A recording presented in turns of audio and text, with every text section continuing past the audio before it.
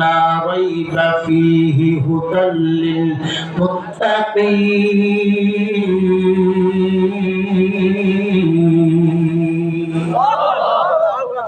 এমন একটা কিতাব আমি আল্লাহ নাজিল করেছি যেই কিতাবের মধ্যে বিন্দু পরিমাণ সন্দেহের কোনো অবকাশ নাই। অর্থাৎ আল্লাহ কোরআনের মধ্যে যা কিছু বলেছে সব বাস্তবায়িত, সব সত্য কথা। এই কোরআনের কোনো একটা কথা মিথ্যা নয়। আর আল্লাহ বলেন আমি এটা শুধুমাত্র কেবলমাত্র মুত্তাকিনদের জন্য নাজিল করেছি। সুবহানাল্লাহ। হে মুসলমান ভাই, এই কোরআন কারীম যখন নাজিল হয়, পয়গম্বর আরবি আখির জামানার পয়গম্বর এ বান্দা, এই কিতাব যখন নাজিল হয় হেরা গুহায় জিবরিল আমিন আল্লাহর পক্ষ থেকে ওহীর মাধ্যমে কিতাবকে নাজিল করেন। আল্লাহ নবীকে বলেন পয়গম্বর আপনি পড়েন আপনার প্রভুর নামে। নবী বলেন আনা বিকরারিন, আমি পড়তে জানি না।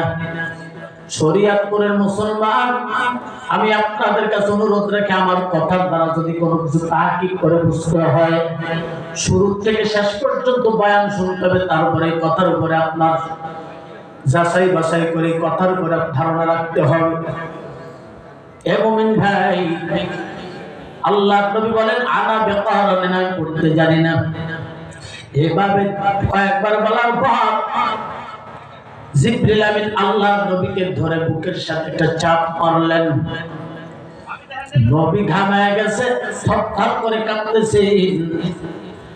জিবরিল আমিন বলেন আপনি পড়েন ইকরা বিসমি রাব্বিকাল্লাযী খালাক, খালাকাল ইনসানা মিন আলাক। সর্বপ্রথম এই সূরা আলাকের 5 আয়াত বিশিষ্ট নাজিল হয়, এরপরে ওহী স্থগিত হয়ে যায়। এ বান্দা, তাফসীরের মধ্যে বলা হয় 6 মাস পর্যন্ত ওহী স্থগিত থাকে, এরপরে আবার ওহী নাজিল হওয়া শুরু করে। এ মুসলমান ভাই, এরপরে সূরা মুজাম্মিলের 5 আয়াত বিশিষ্ট নাজিল হয়, তারপরে আবার ওহী স্থগিত হয়ে যায়। 6 মাস পর্যন্ত ওহী বন্ধ থাকে, এরপরে সূরা ফাতিহা নাজিল হয়। শুরু থেকে শেষ পর্যন্ত কতক্ষণ স্থগিত হয় না।